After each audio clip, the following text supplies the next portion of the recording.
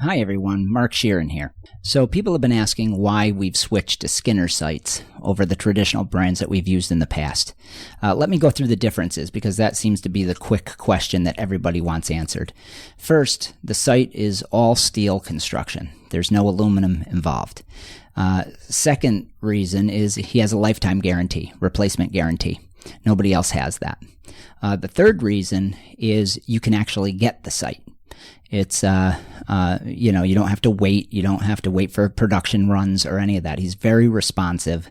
Andy Larson, the owner of Skinner Sights, is very, very responsive. And the last reason is they're elegant. They're beautiful sights. They're well crafted. They're made in the USA, and they're just impressive. The last thing is on the BWB tracker series that we just co-developed with Andy. He custom built the aperture, the ghost ring, to our specs. So they work really, really well here in the Northeast, in the boreal forests of the Northeast. So I hope you'll take a look at them at skinnersights.com. Within the next 2 weeks, we will have them at bigwoodsbucks.com as well for sale. And we hope you take a look at them, the new tracker series. Take care. Good luck on the trail.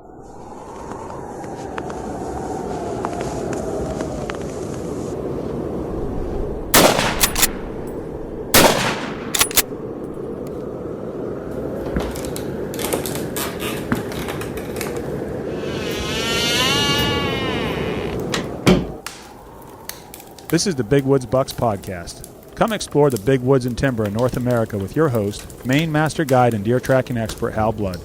Listen to Hal and co-hosts Lee Libby and Joe Cruzy as they unlock the secrets of big woods whitetails. Each episode will provide valuable insights into the tried and true system Hal has used for the last 40 years to scout, locate, and hunt mature big woods bucks. Listen and laugh as the crew discusses Hal's legendary adventures and learn how to apply a lifetime's worth of lessons from the big woods to your own hunting and outdoor adventures. Welcome to the Big Woods Bucks Podcast. I'm your host, Hal Blood, back down here at Lake Parlin Lodge on a hot, humid day. And here with my cohort, Joe. Hello. And Lee Libby is wound up again and can't make it, or tied up, I shouldn't say. He might be wound up. He just got married, so he probably is wound up. And tied up. And tied up, yeah. Lucky him. So it's taken two guys to fill his shoes, so we got Eric Frigon's here today. Hello. And Mikey Stevens, old guide Mike. Good morning. So, anyways, summer's winding down. Quickly. Yep. I was telling the guys, I've been up in Penobscot Lake doing some work this summer, and I was up there, and it was July. I walked out of the cabin in the morning.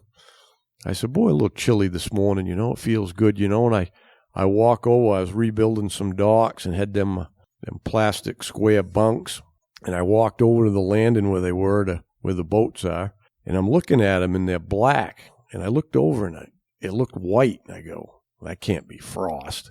I walk over there, sure enough, frost, like icy frost. It looked like there was a heavy dew, and there was water droplets, and those were frozen solid, and them things were frozen frosty, and I took a stick and I scratched in it the date in Penobscot Lake. It was July 28th. Had a hard frost like that up there. Just looking out the window right here, you can see some of the colors already. Oh, yeah. I drove to Holton for work this week, and the colors, even along the way there, you can tell things are starting to switch over already. The old swamp maples. Exactly. Yep. But even the, I always go by the sugar maples, because you look up on the hardwood ridges and you get that, it's like almost a greenish orange it starts, and then it tinges towards orange. That's when it's really coming on. And it is up in remote camp yesterday. I was up there baiting the bears, and you can see it. It's just starting to turn like that. And it's middle of August, so it's a little early here. But yeah, the mid-80s they're forecasting for tomorrow. Doesn't make it feel like it, though. Yeah. We're going to have another It's been the most humid. I never see it so humid up north this summer. Yeah. How's the bear baiting going? Oh, it's going good. I thought earlier, every year you try to think in the summer, you're looking at what there is for natural food. And because it's been so dry, this is another dry summer. I mean, I thought last year was like a record drought. It's worse this summer. dry again like 2 years in a row. And there's been a lot of rain in Maine, but it's been south of us, huh? Yeah. Yeah. We've been pretty wet down south. Yeah. No lawns are really burnt off this summer. Everything looks pretty good down there. Up here, it's been dry. There's been isolated thunderstorms around different mountains and stuff. We had a little bit yesterday again, but boy, it is dry. The brooks are dried up. I think that's part of the leaves changing a little early. It stresses them out or something. But yeah, I think it's going to be an average year for the bear coming. The berries seem to be decent. I was cutting some firewood yesterday, and the raspberries were great. There was a lot of raspberries, but they're about gone by. Those are always done before the bear season starts anyways, but I think the bears have been pretty heavy into them. And it's weird, what I've noticed this summer was around town, there's chokecherries, there's mountain ash, but when you get out in the woods, there don't seem to be as much of that stuff. There's no hazelnuts. There's sporadic. Yeah. Some here, some there. And I think it's been ever since we put the baits in. I told Ben, he jinxed us. We put the baits in, and he said, this is the first time I ever put baits in with a long-sleeve shirt on. And ever since then, it's been in the 80s and hot. And I think that's got the bears hunkered a little bit there, the hot and the humidity. But I've had action on 9 out of the 10 I put in, so it's pretty good. Some of them are pretty steady, and some are hit and miss and come and go and not eating a lot, but some of them are. So I would say it's going to be about average for bear hunting year. Leah's going to have to find a bait to sit on. She told me last night she wants to try to add a bear with her moose. So good. We'll take care of that. Yeah. Yeah, I figured she'd find one somewhere. She might be able to sit. So she might. Yeah. When we the week before, I'm not taking any hunters that week before moose season, so there'll be some room in there if we get something going on. Yep. Yeah. So Giardia. We were just talking about. Yeah, before we flipped the switch on, we was having a conversation about Giardia, and I think we've talked about it before. We have, yeah. But Mike, old guide Mike, thought he had it the other day, but he was mistaken. At least I think so. Oh. Different, he got sick. You said you drank some water out of what? Well, it was a while ago, wasn't it? I thought it was the other day, yeah. No, I can buy bottled water now. Yeah. I don't have to. If this was in the woods, coming down the road, I've been humping all day, and I'm coming out of the woods, and there was an area that we used to hunt, and you had to walk a long ways in there. And I'm coming out at the end of the day, and I just had to have something to drink. And got to a brook, and it looked good to me, and I drank quite a bit of water, and I call it Two-Step Brook now because by the time I got back on the tote road, I was just deathly sick. I mean, I heave, and it was crazy. I told some docs about it, and they just told me I drank way too close to a beaver, to a beaver colony. And evidently, Dr. Hal says, no, that's not what it was. No, because it's Dr. Blood to you, okay? Okay, right. Because I've got the experience, because I've had it twice, and I know exactly what it does to you, and it don't hit you that quick. I don't feel that dumb now. You did it twice.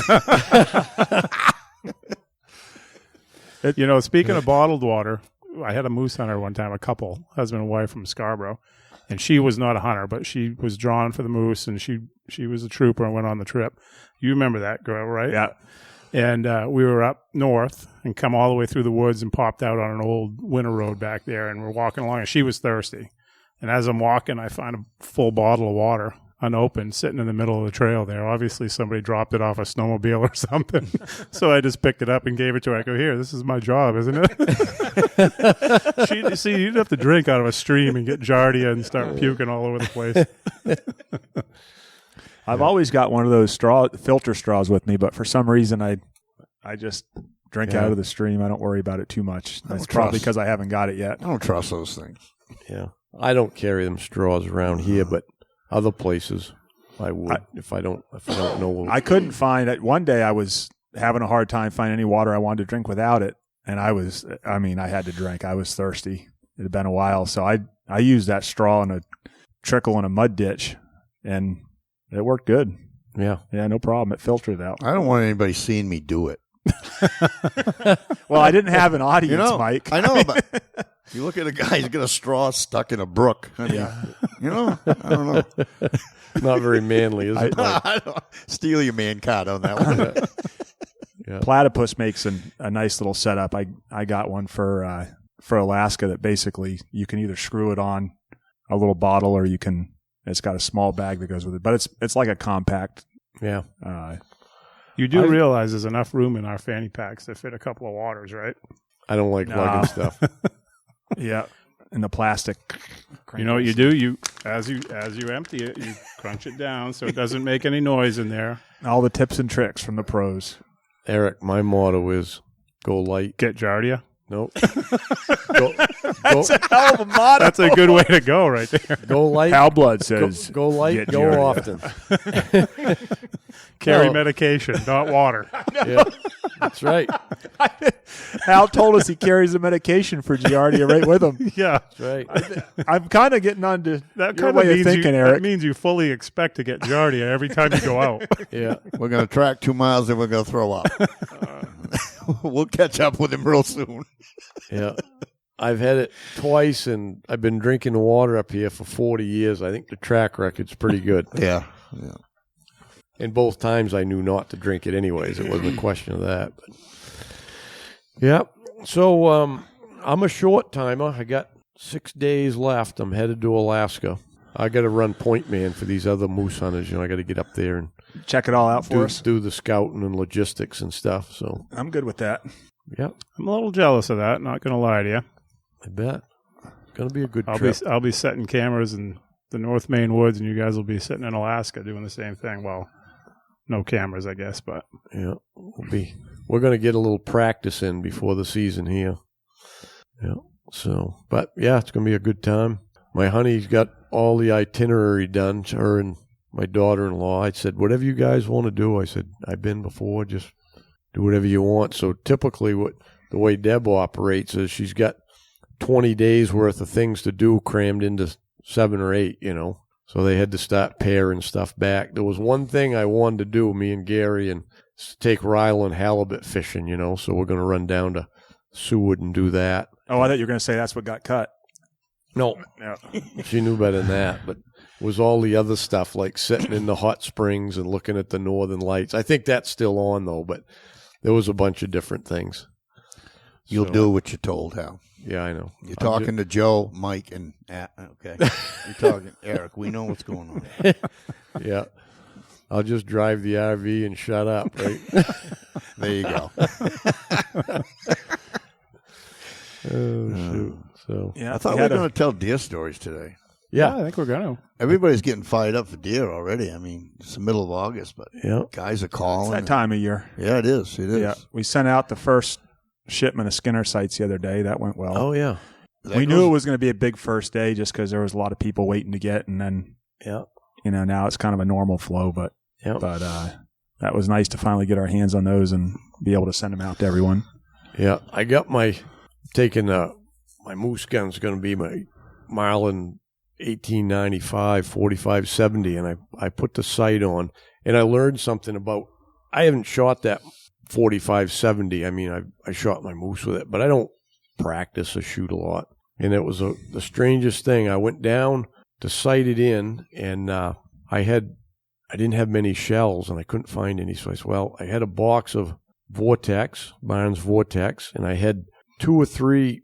I think I had 2 or 3 plus the box, and then I had about half a dozen of the Remington 405 grain round nose.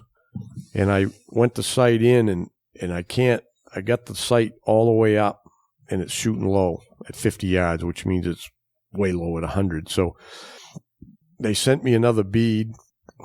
Andy over at Skinner sent me another lower, the lowest one they had, which wasn't much lower than the one I had originally on the gun or what he'd sent me the first time. But anyways, same thing. I couldn't get it up even. So I took another sight off. I had another 1895, and it had a factory bead on it. And I looked at it, and it was quite a bit lower. I said, that's probably going to work. So I put that on, and I went down, and when I shot it, it was just about dead center at 50. So I said, okay, that's pretty good. I was trying to get it. I wanted to have an inch or two high at 50, with that 45-70, but I said, well, that's probably all right. What I was getting at was there was a 300 grain Vortex when I was initially sighting it. And then those Remingtons hit exactly the same spot, a 405 grain. I couldn't believe it because those are designed to be their slower velocity for the older guns, And I had run out of them. So anyways, I couldn't find any more Vortex anywhere. I went online. So I bought the Hornady Levolutions, and those are 325 grain and about the same ballistics. So I figured I'd sight in with them. They'd hit the same spot, and then I would use the Vortex for hunting. So I was doing all that sighting in, and anyways, when I got that other bead, I got it, like I said, about even. So I said, I better go over and check it at 100. And then it dawned on me, well, I'm going to shoot one of the Vortex to see if it's hitting the same. I shot that Vortex one 4.5 inches high. Yeah, at 50. I said, holy smokes, I'm glad I tried it, So I actually wound it back down a whole revolution in the rear aperture, fired another one, and it was like 2.5 inches high. So I said, that's perfect. I left it right there. I said, that ought to be pretty close at 100. So I went over to the 100, and it was about 2 inches low. So I'm like, perfect. But I couldn't believe there was that much difference in those Hornadies in the Vortex. It was crazy. And there's also, I've been doing the same thing I'm going to be shooting at 1895 also on a 450 Marlin. And I went through the same exact thing like we talked about. The sight that I had on it was too high, so I went back to the stock sight, and it worked well. But, even at 50 yards, getting that pinpoint, it's impossible with a peep sight. You could get it in there, but if you can, with a peep sight, it covers four inches, right? Basically, unless you got a real fine fiber optic. But like with the standard beads, it covers a 4-inch circle. So if you can get it in 4 inches, right, you're on. You know what I mean? You're just covering it up and you're on. But this was not a case of that. This was a case of it was shooting high. Right. Because I brought it down a revolution and it was still high, dead on, right and left, but yeah, it was high. It was just weird, but anyway, got her dialed in, ready to go. So, yeah, anyway, so let's, I had an idea about telling deer stories about our first deer we shot. Because back when me and Mikey were kids, it was anything goes. Bucks, does. Wasn't there many deer where we lived? No, brown was down. That was the saying. If it's brown, it's down. Notice that in a lot of the old deer pictures that come up is that there was a lot of does killed. Oh, yeah. Back then. And you know what's funny about that? Nowadays, it's like the biologists are trying to regulate how many does we shoot. Like they're afraid they're going to go extinct. And it's like there's more deer now than there was back then, at least in southern Maine. And we know there isn't up north, and they're still trying to just limit the amount. Like in a couple of zones, they can't get enough people to take doe permits. But back then, way more does got shot than bucks, and it didn't diminish the deer population. Even in places where me and Mike lived, where there weren't many anyway, they always didn't seem to make any difference. It was always the same amount of deer, So, but anyways. Speaking of does, so this isn't my first deer story, but this is a deer story. I was probably, 14 or so. We won't pay any attention to how old you have to be to hunt alone. But I was with my uncle and one of his buddies, Scott, and we were out. And oh, wait a minute now. Got to clarify something. There's no clarification needed. What do you got? Was it statute of limitations? Yes, that's long gone. When you started hunting, it was already bucks only? It was, I can't remember because I'm trying to. 85 was started the bucks. So no, only. I was hunting with either sex then. Okay. I was 10 in 83. So I was okay. You were trying to determine how many laws you broke. That's what I was waiting to see. Like I'm not going to incriminate myself here. No, wait a minute now. You said you were 10 in 83 and you're 14 now, so that'd have been 87. So it was. I had a doe permit. I do remember that for this hunt. I did have a doe permit. That part is legal. Now everybody sees why I was trying to clarify things. So we cut out in this cut, and I went down through the cut, and I get towards the back corner of it, and there's a deer standing on the wood line, and I had a doe permit, so I just pull up and shoot the deer. It takes off running, and I go track the thing. We had snow, and I track it and find it, and I'm standing over it, and I yell to my uncle, who shouldn't have been that far away at that point. Well, he was probably closer than I knew because he was looking at the buck that was with that doe. And he thought that I had shot at the buck, and I never even saw the buck. Even afterwards, I had never seen the buck there. But he comes over, and he's like, yeah, as soon as you yelled, the buck took off running because he was going to shoot the thing, but assumed I was looking for that and not looking for a doe that was already dead on the ground. Yeah. But I was probably 14 or 15, somewhere in there. Yeah. That's your first one? Nope. First one was out of a truck. I tell you that. Not out of a truck, but we had a guy. Let's clarify that. We'll pause. We'll pause at this moment for a commercial. We had a family friend, Wilfred, that was from Rhode Island. So he would come up every year and stay with my grandparents, and he would hunt. Well, it was Maine resident only day. I was 11 at the time. So he was just going to drive around and scout for himself to hunt on Monday when the non-residents could come in. And so I just hopped in the truck and went for a ride with him, and we saw that it was really probably a spike, but to this day I'm still going to call him a 5-pointer. And it was standing on the side of the road as we were driving, so I jumped out and shot that thing on the side of the road. That was the first deer I ever killed to get me hooked on deer hunting. Oh, yeah. Well, you got to start somewhere, right? Yep. I like that jumped out part the best. Yeah. I was waiting for something. No, there was no vehicle shooting involved. I'm sitting here. Look, Eric's got shorts on. The size of those calves, he could jump anywhere. They look like spruce trees down there. I don't know why. I don't know why we call Shanzy Fred Flintstone. I think Eric's really got him beat. Fred Flintstone's not that big. He's short. Is he? Yeah. Yeah, he's a short. No, and then Joel is Barney. Yep. Barney Rubble. So Joel has to cut the top of his lacrosse boots off because they go above his knees. You can't pick on him when he's not here. That's not right. Poor guy. What kind of podcast is this? Got to get my licks in when I can. All the other guys get blasted. So you must have been pretty excited after that first one. Oh, absolutely. I mean, I was young. So, and my father never really hunted. It was always my uncle. That's how I got into hunting in general. I mean, 3 years old, he was carrying me around in a backpack. Uncle Mike? Trapping, yeah, Uncle Mike. And so it wasn't like my father was the one that was dragging me out all the time. I got it through him, and then there was a few family friends or just buddies in town. Gary Watkins was a big one because Gary killed a lot of big bucks. Yeah. And as a young kid, I used to stand down, I lived right down by the bridge with him, and I'd go down and watch these bucks hang off the side of his porch there until finally one day he started taking me hunting too. Yeah. He did all that for you, and you couldn't even find him a moose? Who? Oh, yeah. I had to. That's a long story. Uh-oh. But no. So, yeah, he did not kill a moose that year. Who did I hunt with before that? Somebody else before that. Yeah, you and I were together, the Jim. That was the year of Jim Sweat. Oh, yeah. That's right. That was up in Hal's neck of the woods. Up in the Holy Land. Yeah. Yeah. Yeah, we had to get special written permission to go there. Yeah. Yeah. Had to check your COVID ID. Not at that point. This year there's a box there and a camera. You got to sign in. Yeah. But yeah, I mean that's how I got into it, and it like I tell people all the time, let kids shoot whatever they want to shoot. Oh, even with the permits up here in the past, with what the state has said about, not if there's no doe permits issued, we're not going to let kids hunt does. That to me doesn't make sense either. I mean, on Youth Day, they're not going to kill enough does, even in areas that are down in population, in my mind, to take a kid out of the possibility of shooting something and attracting them for the rest of their lives. Right. That's what I meant when I said they're so scared of the deer going extinct, they won't allow the kids, right.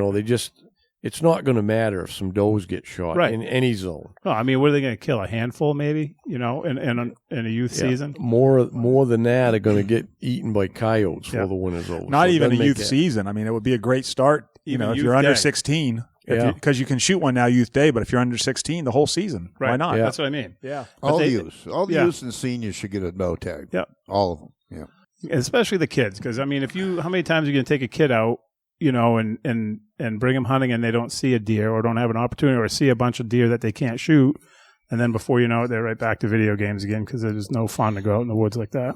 Yeah, I was. There was a meeting in Augusta. I was there representing the Guides Association, but it was about the doe permit system. And there was biologists that had one. There was 2 or 3 biologists, and I don't know, there's probably 20, 25 people in the room, and they wanted to get input on that doe permit system. Because I guess the real problem, southern Maine, where I think it's that most southern zone. I think they kept referring to it. Maybe it's zone 18. 22. 22. 21. 22. Whatever it is, down southern Maine. But there's only half the permits get applied for. So I think they want to give out 12,000 doe permits, and only 6,000 people apply. Right. And they keep repeating that, and they're wanting to figure out how to change it. Well, the answer is simple. If there's that many does, let everybody in that zone shoot 2 deer. Yep. Let everybody shoot a doe and a buck. I mean, it's not hard to figure stuff out. I was watching a hunting show the other day, and one of the things he said that state did, and I can't remember what state it was in, was that remember when we first opened up the expanded archery, you could buy unlimited tags, but you could shoot buck or doe. Right. So people were going out and shooting a whole handful of bucks and not killing any does. Well, that wasn't what the intent was, right? So they changed it around and gave you 1 extra buck and unlimited doe tags. So this state, they basically will give you a buck. You earn your buck tags the year before with the number of does. So maybe 3 does gets you a buck tag for the following year. So that way they know you're going to have to go out and kill and tag does, which is the goal of this whole thing, right, in order to get awarded a buck tag. Like something like that would make sense in my mind. If your ultimate goal is to knock the does down, then don't just sell a buck tag. You know what I mean? Make a person go out and shoot 2 or 3 does before they get awarded a buck tag to go out and shoot the following year.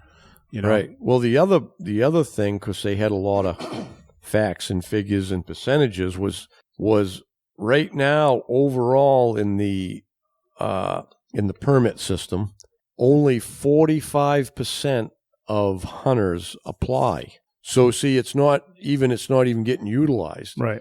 So it tells you it's really not the way to do it. There's just people that they're not going to bother to take the time to apply and see if they get one. They just figure, if I don't get a buck, I won't get anything. But if they got a doe, if everybody could shoot the doe, some of those hunters would, even in areas that were not necessarily like they don't get enough applicants, but if they shot the doe, they'd be done. A lot of people would be happy with that, because I bet fully half the people that hunt, they're after meat anyway. So now what's going on, you see the pictures posted on Facebook, ain't that big, but it's meat. Well, that's what they wanted, was meat, and it's a spike horn or a crotch horn. I don't begrudge anybody if you're shooting it, it's fine. Absolutely. But those same people would just shoot a nice doe too, you know. So they gotta revamp some things there. I don't know how it'll come down, but the bonus doe tag, right, which they have to give now because not enough people right, applying, right? Yep. Now, how's that stand? That bonus tag, you can use that at any time, but you still maintain another tag. Correct. Okay. You got to use it in that zone, right? Yeah. So if you have the bonus in zone, let's say 21, right, and you get your doe and you use that tag, you still can come to Jackman to shoot a buck? Yes. Yeah, oh, yeah. Okay. Yeah. Okay. I just didn't know how that went. Yeah. And I don't know if you can get a bonus doe tag without getting the regular doe tag. I'm assuming you can't. You have to get one. So you'll end up with 2 doe tags at that exactly. point. Yeah. Yeah. So, and that's why that's the reason they started doing that, was because they weren't getting rid of the doe tags enough. But I think, you're talking like 21 and 22 is the biggest issue with this doe thing, right? Well, there's a lot of archery hunters down there that if you put a restriction on them or gave them the ability to go shoot, the deal is maybe even you sell them that first buck tag, but if you want to earn a second one, you need to kill 3 does. And when you tag 3 does, then that earns you a tag for next year. Yeah. So next year you can buy a tag and you get a tag because of your killing a does the year before. I think there's enough archery hunters in southern Maine in the zones that they're having the most issue with that would actually go out. I got guys I know now that will go out and shoot 4 or 5 does. Yeah.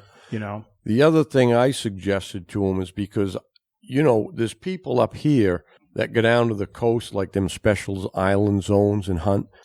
I told them, I said, people from Jackman, they're going to hunt here typically. But if they could shoot another doe, they would go south to shoot a doe. If you wanted to get them out of certain zones, if they could just get the permit without applying. So I said, I know like some of the western states, after they have their lottery, whatever, if they allotted so many deer tags, like Montana I'm used to, so if whatever there is for deer tags, usually not enough people apply out there either because they went up so much on the price. So all the deer tags left over, you can go online and buy them. Right. They put them there. So if there's 500 left over, they're right there online for anybody to go buy. They should do that here. I told them, I said, just if you got zone 22 or whatever it is, and there's 6,000 doe tags, let anybody go online and buy as many as they want. That's what they want to do. Right. Go on there. Okay, I'll buy 10. I'm surprised they don't jump at that just for the money. Yeah. Raise money. I told them that. And they don't have to be goals. A lot of money. It's $10. Everybody, you could do it after the drawing. It's after the drawing, whatever's left. So some people might be spur of the moment. They don't know it in August if they're going to be able to go down there and hunt. But it might be, hey, they shot a buck up here the first week of the season. They go, shit, I'll go down to southern Maine and shoot a couple of does for meat, right? Or miss the deadline. That's right. Or go to a zone that you don't normally go to just because there's extra tags left there. That's what I told them. That's to get people there, you got to have some other way to do it because what they're doing ain't working. You know what I mean? Yeah. They're just pulling from that pool. The people that apply for those zones live there. Yep. Or they live maybe the next zone close. But if you could, it's easy enough to do in the computer. We got this many tags in these zones and just, it's first come, first serve. When they're sold, they're sold. Yeah. I mean, it's a simple solution. Yeah. I mean, I think there's a lot of different things they could do to get creative about it and accomplish the goal that they're trying to accomplish, you know? Yeah. Hey, Hal here. I want to talk a little bit about our partnership with OnX Hunt. I've been using it for a while now, and if anybody knows me, they know I'm not a very techie person, but the OnX app is really, it's a real time saver. I remember the days when we poured over topo maps everywhere we was going to go and stuff, and I don't do that quite as much anymore. Where it's really helped me is scouting, you know, whether it's deer scouting, a moose, or even turkey hunting in the spring, which I do. It really helps out. I don't have to spend as much time running around the truck burning up the gas. I'm just basically using my OnX. Got it on my phone. Don't even carry a GPS anymore. So I just download the areas where I'm going to be hunting, whether it's up north moose hunting, and I use it mostly on the satellite imagery. I like to see the cuts and the clearings and the turkey hunting, the hidden fields and stuff. But everybody's using it now, from the game wardens to land surveyors, and just a great tool. And with our partnership with OnX, if you use a code BWB, you're going to receive 20% off on your first premium or elite memberships. And you just go to onxmaps.com/hunt. You'll be glad you did. Good luck on the trail. Hi everyone, Big Woods team member Mark Sheeran here. Many of you know that I have a passion for helping people solve their addictions permanently.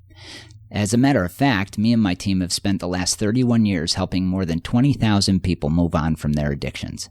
So know this, if you or someone you love want to move on from an addiction for good, and you don't want to be stuck in a rehab or 12-step meetings or endless therapies, then you might want to learn about the Freedom Model and the St. Jude Retreat.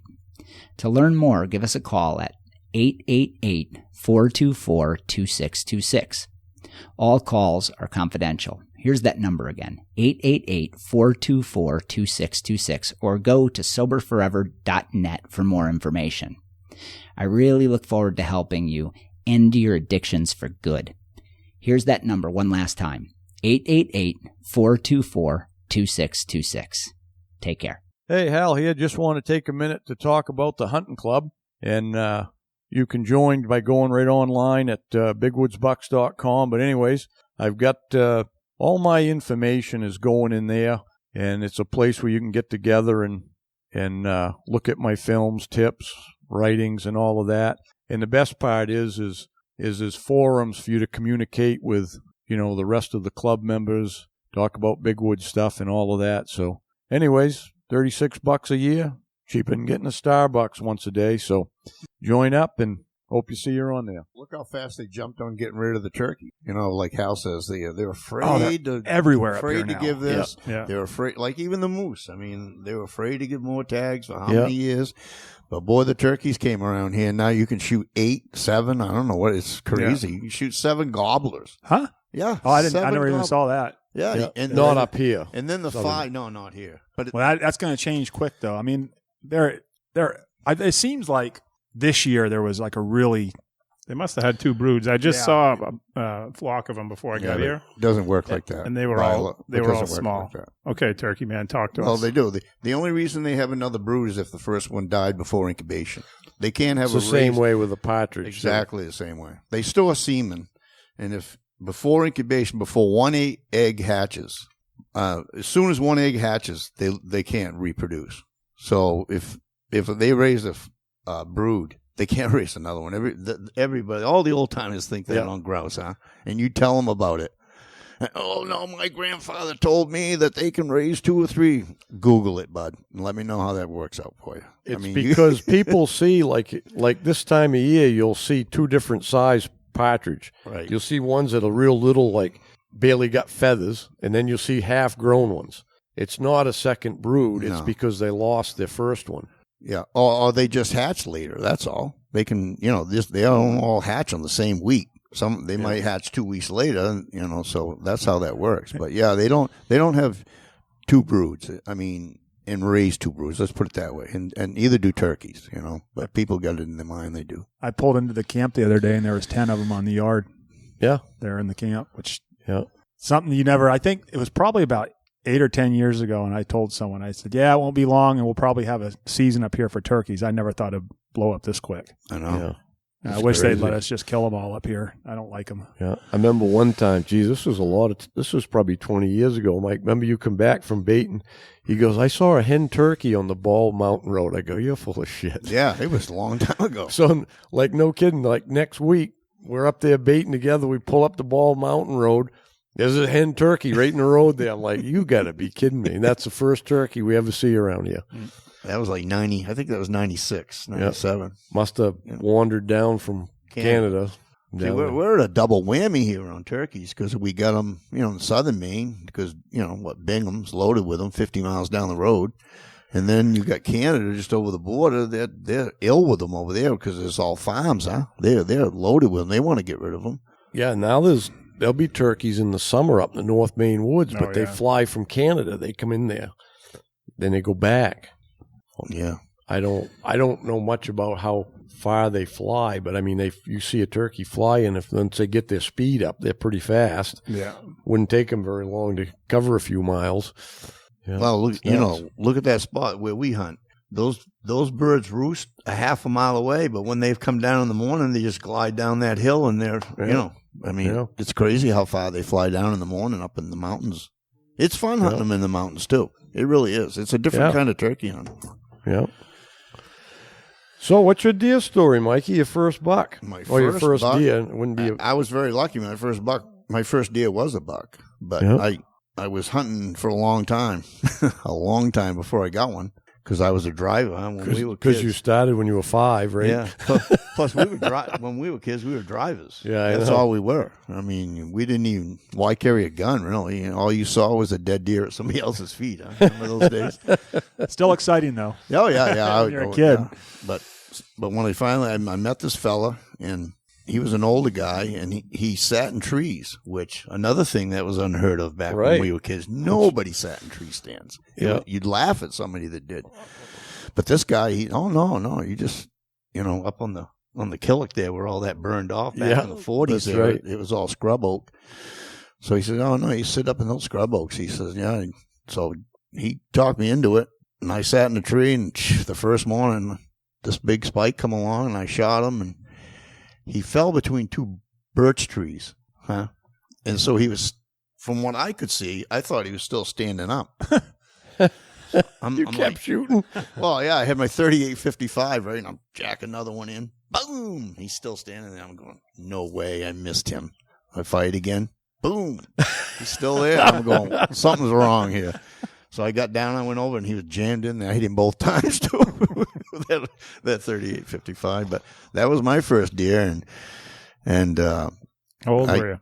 I was probably 16 or 17. I was pretty old before that. Then from there on, it turned into a different game for me. But yeah, that was my first one.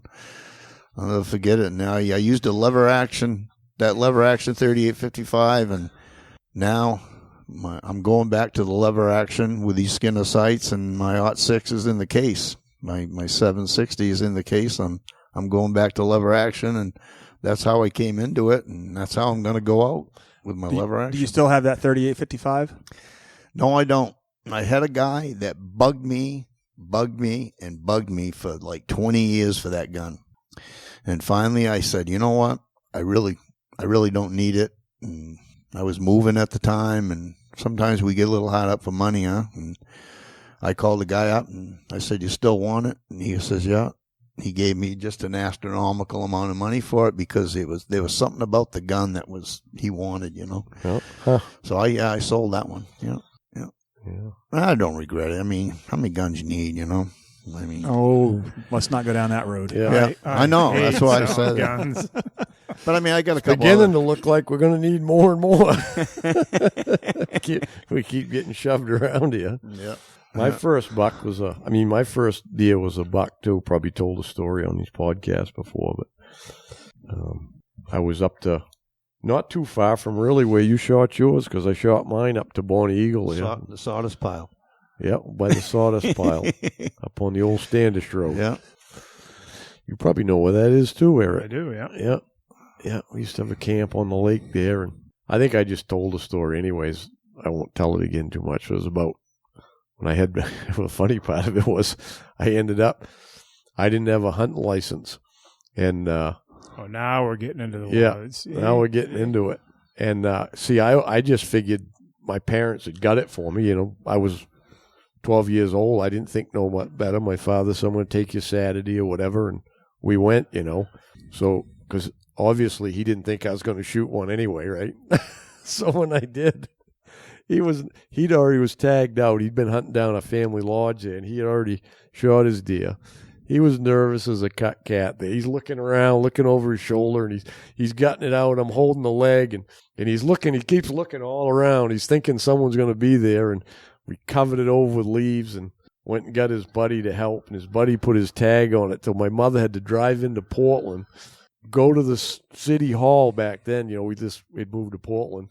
Got the clerk to backdate it a day. Jeez. Yeah. Oh, jeez, yeah. I'm thinking of my first deer, and all I can think is that you ran it down with an airboat. There was a few laws broken in all of our first deer, I guess, a little bit. Mine was taken completely legal, but definitely different than it was shot completely illegal. So we're getting in the weeds again. I know. There really is a problem here too. Listen, we're just being real about it, right? No one's been perfect their whole life. So, hey, it wasn't our fault. We were kids. Well, That's right. Our 15. parents put us in those positions.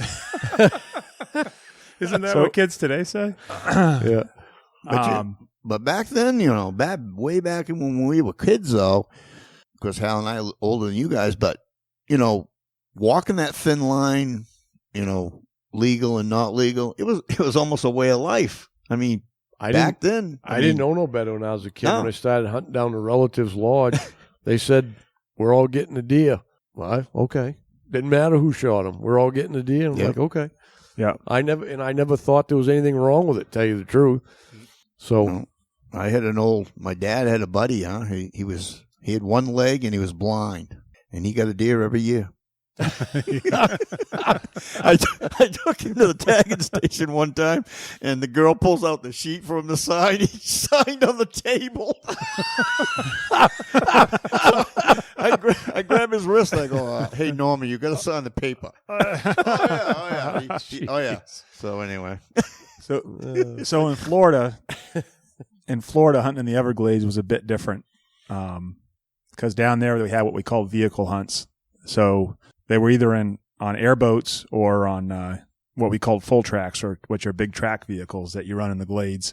So hunting down there is more, it's hunting, but it's also the whole vehicle thing, like building buggies and everything. Like it's all kind of intertwined. So my dad did a lot of that in the late 60s, hunting in the glades down there like that. And so when I was 15, so in the mid 80s, I was just begging to go hunting. I'd bird hunted and stuff up here, but I'd never deer hunted, never shot a deer. And for some reason I was ate up with it and wanted to go, and kept asking him. He didn't hunt anymore at that point. So he called up a buddy of his that he used to hunt with in the day and asked if they could take me one day.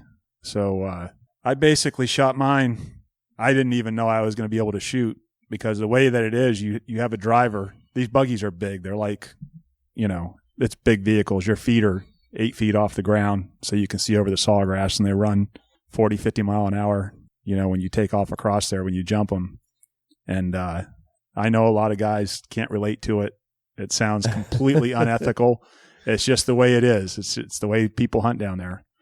And I think the law is that you can't shoot off a moving vehicle, but the wardens will sit there and watch you run and shoot. It's like a law they don't enforce, or never used to anyway. So I was just happy to be along for the ride. You stand in these towers, so you're standing up, and you got inner tubes in the tower, so you can kind of bounce around in them when you're running. It's a blast. I mean, it really is fun, but way different than tracking. Yeah. So anyway, I'm just, excited to be there, and we jumped a deer, and they're hauling, there he goes, and we take off after him, because all you can see, you'll see a tail running or something, and then you catch up to him out there in the sawgrass. And just as we came up to him, Ricky, one of the guys there with us, there was three of us, Ricky pulled up his gun, and he was getting ready to shoot, and he just looked over at me, and he handed me the gun. And I was, grabbed that thing and hit the safety and just let loose and shot the deer. It was a spike. And the only part that was, I guess, a little not so lawful legal was you get one tag per vehicle. They limited it down after a number of years, and you'd only have one tag. So you'd want that tag to last all season. So you try to sneak out as many as you can. And they had a... See, he tries to make himself out to be the law-abiding citizen. I was not the one that shoved that thing down inside the buggy and hit it. That wasn't me. Oh. I was just a kid along for the ride. But how old was you? 15. Okay. 15. How we've all evolved, huh? Oh, yeah. Yeah. Well, it's all part of the evolution of hunting, as a hunter. You start out, you'll shoot anything, and you want to do anything to get your deer.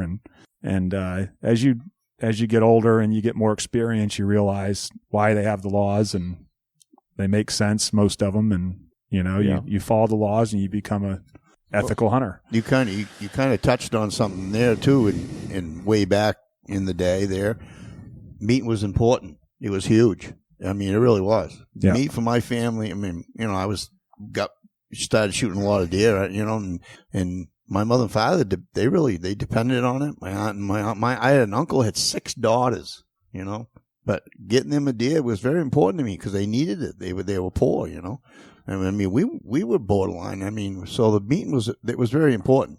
But I think that helped us develop how better hunters, because that need to feed our family, and you didn't look at it sometimes as, geez, I'm a good hunter. I'm a guy who can get a deer for my family, Yep. And all of a sudden we changed over, and we became hunters, huh?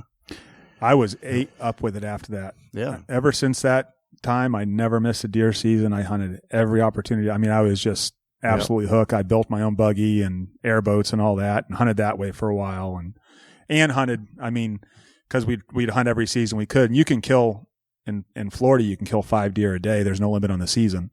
Just regular general gun. And so we were hunting off of ladders. We'd go get a 12-foot step ladder out of our garage and go sick it out in the glades and the sawgrass, and mosquitoes eating you up. And, it was way different way to hunt, but it was hunting, and they still hunt like that down there. They're still pretty much the same system where they give tags for the vehicles and all that, but yeah. Huh.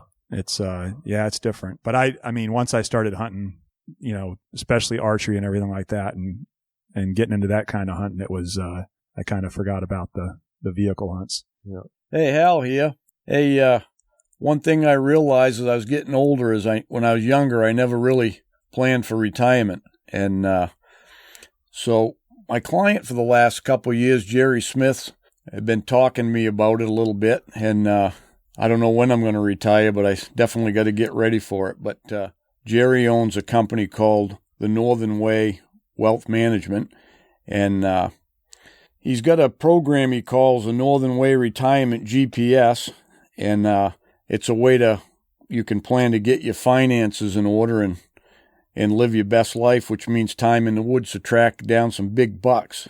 Because, the problem is not getting enough time in the woods for most people. And, whether it's family or other hobbies or, just financial obligations, it cuts into your hunting time. So Jerry has partnered with Dave Ramsey in his Smart Vest program where he helps folks in his process.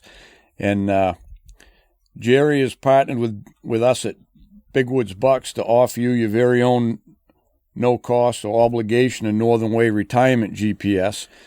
Just call or shoot Jerry a text at 715-551-4181 and mention the promo code BWB. Jerry's going to help you get some retirement time and some more income so you can hunt some more. Good luck on the trail. Investment advisory services through Retirement Wealth Advisors, LLC, an SEC registered investment advisor. Northern Way Wealth Management, Retirement Wealth Advisors, and Dave Ramsey are not affiliated. Hey guys, Joe here. Wanted to take a few minutes to talk about Lake Parlin Lodge. We're a 4-season lodge located just south of Jackman. Got cabins, lodge rooms, mini lodge. We're a big snowmobile destination in the winter, full restaurant, bar, all the amenities that you need for your trip. Open obviously through the summer, right on the lake. Kayaks, canoes, all included with the cabin. We also do a lot of weddings, so if you're looking for a destination wedding, we can do a wedding up to 200 people. And, of course, we've got our hunting season, moose season, deer season. So check us out. We're at lakeparlinlodge.com. Yeah, it was a different time back then, but at least, like Mike said, we got a lot of practice in, too, whether it was rabbit hunting or deer hunting. I know it sounds odd now because I wouldn't let my kids do it, but, we had BB guns and we killed everything. Oh, yeah. Yeah. Chickadees and anything that moved, we was going to shoot at back then. But thinking back on it, it's probably that practice is what gets you good at, at hunting and killing stuff. You know what I mean? So, but I wouldn't want to see all the kids doing that now. And actually, quite frankly, there's more opportunities for the young people nowadays. We could shoot rabbits and birds and deer. Southern Maine, there was no bear to shoot. There was no turkeys to shoot. There was no moose to hunt. Nowadays, a kid can get a moose permit, go bear hunting, shoot some turkeys. There's a lot of hunting opportunities now for the kids that we didn't have. What is it about that too? I was the same way. I had a Red Ryder, and I remember when I was probably 7 or 8 years old or whatever I was when I got my BB gun, and we were all allowed to pick out which BB gun we wanted, and I only wanted the Red Ryder because it was lever action. I remember specific. That was the reason I wanted it. And my brother and my cousins all got the pump 760, the Crossman. The 10 pump there. Yeah, and it was way better gun, but I wanted a lever action, so I had that single pump thing. You could watch the BB come out. You'd hit something with it, and they would look at you and fly away. But what is it about that? Like you were saying, you'd kill anything, because I think we were all the same. It was like that. You killed a bird or a squirrel or whatever it was, and it was like that. You wanted to get up close to it, and see it, and I just was on to the next one. I think it's a primal instinct, to kill exactly. stuff. And I think it goes way back. You're right. And you can't explain it any other way. I mean, we weren't doing it like we were bloodthirsty, like we had to do that. You know what I mean? And we were doing it for spite of the animal, or whatever you want to call it. It was just something about the hunt, It's instinct. That's right. Yeah. You'd see a bird flit down through the woods and land on a limb, and you'd try to sneak down in range and get it before it flew. I mean, that's what hunting is, you know. I think part of it's just the challenge. People That's what I mean, People yeah. like to challenge themselves no matter what it is. Yep. You can take deer hunting any way you want to look at it, whether you're sitting in a tree stand trying to pattern them or learn what they're doing or set up in the right places all the way through what we're doing and tracking. It's all a challenge. You know, none of it is just a gimme. Oh, okay, well, I'm going to go out and do this. It's not. It doesn't work like that. It's all a challenge. Well, even back, you know, people have always, even before really many people used tree stands like we were talking about or anything, people sat around waiting for the game to come. That was just part of having the patience and, you know, picking out the right spot and all that. And a lot of people did that. Still a challenge, though, right? Right. And other people would rather walk around and look for game. And then some people wanted to get on a track and track game. If you read some of those old-time articles from back in the 1800s when there weren't really much for limits or anything, the guys up in northern Maine, they'd wait for winter to go moose hunting because they'd track them. Yeah. And they'd wear them down in the deep snow. They'd have snowshoes on, and that's what they did, you know. Because even you take these guys that sit all day and hunt deer from a stand or a blind or however you want to look at it, probably the majority, if not all of the guys on this team could not do that all day long. That's a challenge almost that I could fail. Yeah. Because I have no interest in doing that all day, you know, especially when it's cold.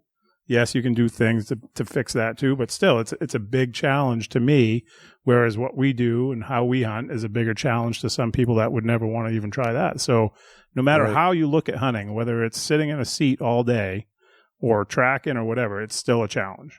Yeah. I admire guys. I mean, you know, when we guide guys that want to sit, I admire a guy that can sit there from dark to dark. Yeah. You know, I mean, and you, as a guide, you're like, I'm at the truck. Well, I'm going to walk over here. Well, the guy's sitting there, and I'm going, how do they do that? Oh, I've sat all day.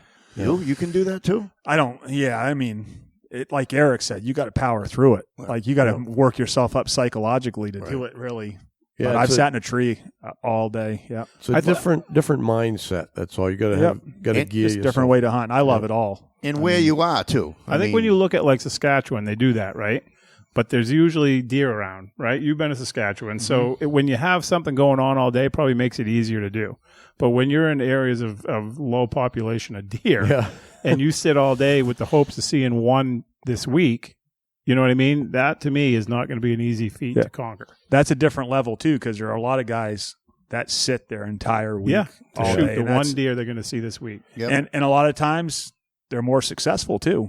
There's a lot to be said about that, Joe. That's a we good always point. guiding over the years. Most of the guys that came up guided killed the ones that sat killed more deer because there was a couple of reasons. They were in good spots that we put them in, but also guys that aren't familiar with coming up here to hunt, and if they're trying to walk around and do stuff, they don't know what they're doing yet, so they're not that successful. But a guy that could sit and I think a lot of them for it, guys would tell me, I'd ask them, how can you sit all day like that? I remember one guy told me one time he breaks the day down into 20-minute increments, and he thinks about things for 20 minutes. And he looks at his watch, and that 20 minutes is up, and he gets to the next 20 minutes. And that's how he did it. And other guys just say, you know what? You know, they might live in the city or, you know, populated areas, and it's just the peaceful quietness that they enjoy it. It's like, probably it's to them, it's like sitting back and watching a movie or something unfold, because there's things to see. If you go in the woods here, it isn't like you're not going to see nothing. You might not see a deer that day, but you're going to see something going on. You know what I mean? Different birds, and you might see a fisher or rabbits or partridge coming by. But and some people, that's enough. You know, they just to see the stuff that's there. They get a little intimidated too, maybe when they get here and they get intimidated by the woods, and they decide maybe sitting is the way I should do it. Instead of wandering around aimlessly. And like Hal says, we always stuck our folks in good spots, and those, and that Hal and I couldn't say that all day, but they could. I'd find these places, I'd find a signpost, like, jeez, if a guy could sit here, he'd kill one, That's how that guy killed that. So that story, that guy killed that big tall tined one. I'm like, wow, what a place to sit. I'm like, I got to get somebody to sit here.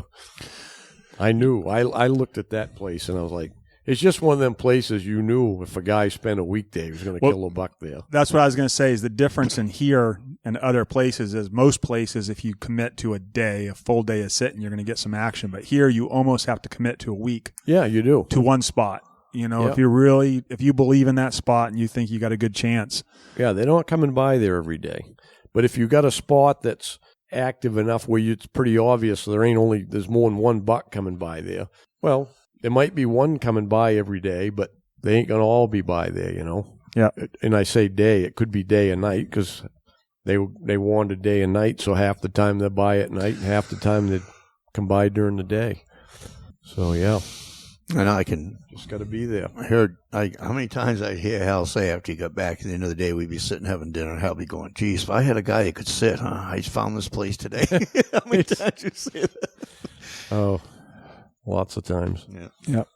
Yeah. And a lot of them panned out. We had a lot of guys kill bucks in them Remember places. the old guys I had there? The guy that shot the 214-pound spike on? Yeah. Remember those guys? They could sit, boy. Yeah. Holy crap. Yeah, we talked about that deer before, I think, but I remember that was in the late 90s, I think. That was, yep. And that was the years when I first started coming up tracking. And I'll never forget driving by Cedar Ridge. We go by at the end of the day and look at the game pole, and that spike was hanging. And it was, to this day, it's the biggest spike I've ever seen. Yep. It was a monster. I shot a spike up there that following year that had probably, 10-inch tines or so on it. And that was the same deal. When I saw the deer, I had time to look at him, and it had a big body. And I'm like, that's got to be related to the one that you had killed in there the year before. Yep. So I ended up shooting that thing, and it was 189 or 190. I thought it was going to get over 2 also, but it was just that same gene pool where these spikes. They didn't have no racks, yeah. That was an older buck. It just poured. It either had poor genetics or it was just gone by. They can revert back to a spike, I think, because the horns were pretty big around. They were big, gnarly. Yeah. I remember rabbit hunting one time. I was younger, and I found a skull in the woods. They call it a deadhead or whatever. And that thing had spikes on it. They were big around, but they were probably 16, 18 inches long, curved, Had to have been some old buck that died of old age, Yeah. Yep. They can get like that. Well, anyways, got to start somewhere with our first deer, huh? Yep. We all shot small ones, right? Beginning nowadays. Yeah.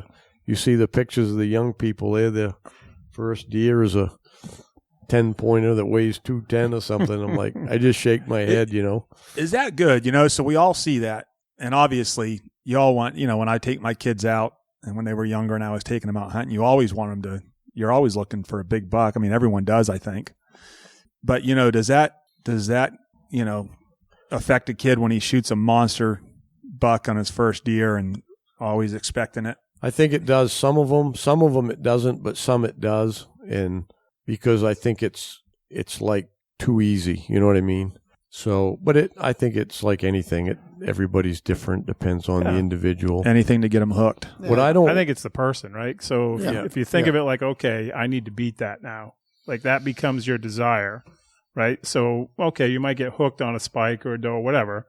But in my mind, if your first deer is a big buck like that, now the rest of your life is dedicated to beating that. Right, so you're not necessarily going to be satisfied with your own self unless you do. Right, and which should drive you to keep looking and hunting harder to kill one bigger. Well, on the other side of that is when you do that, if you start out as thinking about you're just going to be a trophy hunter because you got this big buck, you're never going to learn.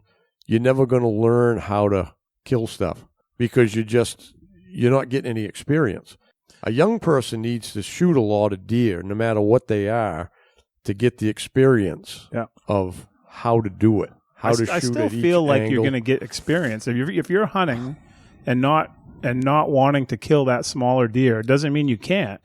If you're going to hunt, see these deer and not shoot them, then that's the same experience minus the pulling of a trigger, don't you think? Yeah, but the pulling of the trigger is the most important experience. It really is.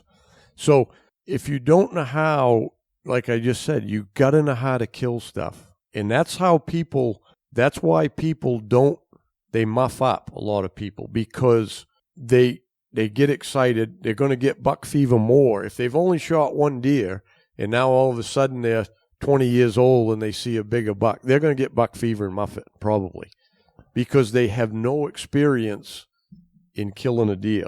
Right. They killed one when they were little because they sat with their father and they, that's what showed up. You got to get the experience of killing them. The angle of the shot, I Shot had to shoot this placement. one in the neck.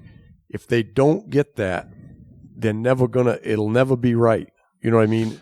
And they'll be the ones that probably end up, they're not going to take that shot because it's in the thicket and they can only see the neck because they don't have any confidence because they've never done it. So I kind of compare it a little bit to bear hunting, right? So in my time in a bear stand, one of the nights that I hunted, I think I saw 4 different bears before the one I shot. And every time I see a bear in a bear stand, my whole body gets worked up. So the difference I saw that night, not killing the first one, was it gave me time to concentrate and to study all that stuff. So by the time the bear that I ended up shooting came in that night, my body was calm. Like I had already worked myself through the experience in my mind of seeing those other bears come and go and thinking in my head, how would I shoot them? How do I picture the shot happening? You know what I mean? So at the time the big one came in, it wasn't like I shot those 4 bears ahead of time. I just had the experience of them coming in, how my body would react, where I would aim, what I would do when I had one there that I wanted to shoot. So when that one came in, it was like all of those nerves and stuff had been not worn down, but I had control of them at that point in time. So I think in my own mind, I don't think you have to kill every time as long as your mind is on what you're going to do when that situation presents itself. Not every time, but I'll play devil's advocate. If you shot at one of them bear worked up and missed it, you would have gained experience. You would have gained that experience. How did I goof up? You're going to learn more when you goof things up than by not doing something. You really will. Everybody's going to miss. If you shoot, I've missed lots of bucks, lots of them, shot lots of trees. But if you don't get that experience, that's how you get better. You don't get better by just taking it all in, really. And, okay, I see that what happened here. And then the other thing is, and sitting in a stand really is different too, because you get the opportunity. But if you're out deer hunting and walking through the woods, everything happens in a split second. Right. And you got to make them decisions. And if you just say, oh, couldn't get a shot, oh, I don't think it was big enough, oh, whatever else, you ain't ever going to shoot it much. Oh, I know. I agree with that, for sure. Yeah, and I think the other thing is there's very few kids out there or younger hunters that are going to want to pass anything anyway. I mean, when you're starting out hunting, at least for me, anything that was legal, you just want the excuse. I mean, you see it all the time. Can I shoot that one? Can I shoot? If you're watching videos and stuff, I mean, when you're an early hunter, you want to kill anything that's legal. And I think for the parents or whoever's taking the kids, if they don't let them shoot the first thing they see that's legal, tell them not to shoot it, they're doing the kid a disservice, really. Exactly. If the kid wants to shoot that deer and it's legal, absolutely, let the kid shoot the deer. Absolutely, yeah. I remember my daughter's first deer. She was 11, and she had already gotten her moose, bear, and turkey. She was going for the Grand Slam, and we hunted hard. We were stand hunting, and I mean, every day after school, she had a chance. We would go out and hunt, and we just weren't. And she had a doe tag, so she could shoot anything. We just weren't seeing deer. And it was the last evening she could hunt, and it was a little button buck. And I remember, I mean, it didn't matter. She was as excited as she could be, just to shoot that. And I think it goes to what you're saying. It's that starting point and experience and everything else. And then I think there's a humbling point in between what Hal was saying about not missing them and this and that, and then between there and when they got their first deer and that, there's a point in there where that you get humbled. You know what I mean? As a hunter, if you're a kid anyway.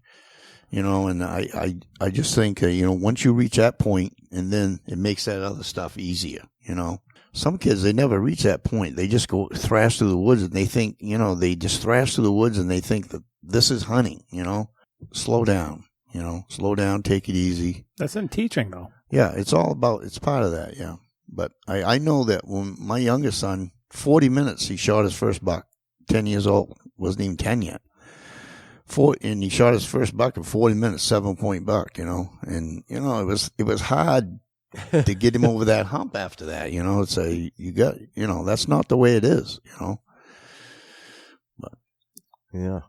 Well, the important thing is just to get the kids out hunting. yeah, exactly That's right. the big thing. it is. Get them out, teach them. And like Hal says, let them shoot that first deer. Let them shoot that first deer. I mean, the side benefit for me was, like, especially with turkey hunting, is that's when I realized I was hard of hearing because my daughter could hear the turkey coming long before I could. She'd say, "Oh, I hear it gobbling, Dad." Yeah. Now, you love those young ears out there, especially when you're calling moose, huh? I wouldn't know. I remember that time I went with you, Joe. We took that Greg there. We're walking down the boulevard, and Joe's walking along ahead of us. I was just staying up, pulling up the rear, and hear a grunt. Joe keeps walking. I'm going, Joe, trying to get Joe's attention. He's like, that was my first. I had those sport aids in, right. And they were junk. Yeah. I don't know if anybody else has noticed, but Joe doesn't have very many speeds. Joe walks with a mission from the get-go. Yeah. Yeah, but That's why I'm suited for tracking. That's right. when you got a 9-foot gate, how fast do you have to go anyway? Oh, jeez. Hey. Did you get them hearing aids straightened out last night? No, they're going. Yeah, I'm overnighting them. They got to tune them up again? I don't know what happened with them, but they're warranted, so I don't care. I just told them I need them back in less than 2 weeks. So When I talked to you, would you have them Bluetooth in or something? Yeah. He answered the phone. It sounded like he was talking down through the end of a culvert pipe. I'm like, what? Yeah, what a pain in the ass. Yeah. Yeah, I mean, it can always be worse, But boy, when you see someone that can hear something and you don't hear a thing, it's frustrating. You got to protect that hearing. That's the biggest thing I'll tell young hunters, and you don't think you need when you think you're invincible when you're young, and it was those friggin' airboats and all that did it too. I never wore. We would build them. We were building those boats ourselves, and it's all riveting. I remember being underneath that thing, so it's a hollow hole, and you're under there bucking rivets all day long. That metal. Yeah, it's terrible for it, but you live and learn. Yeah. You love guiding people that are deaf. That's always fun. remember Walt and Leo? It's better than the deaf guy guiding you. Yeah. But Walt was deaf.